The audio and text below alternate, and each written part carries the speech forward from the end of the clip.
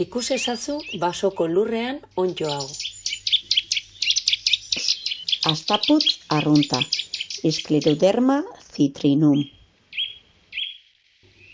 100 urtetik gorako haritz honekin sinbiosia edo lankidetza osatzen du, baita inguruko beste zuhaitz batzuekin ere. Lurpean, onddoek sustrai baten antzeko egitura garatzen dute, mizelioa deritzona.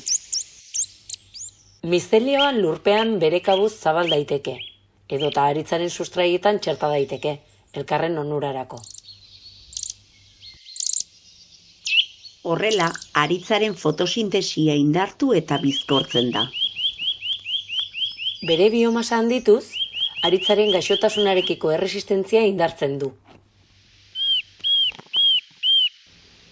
Ura hartzeak ere hobera egiten du.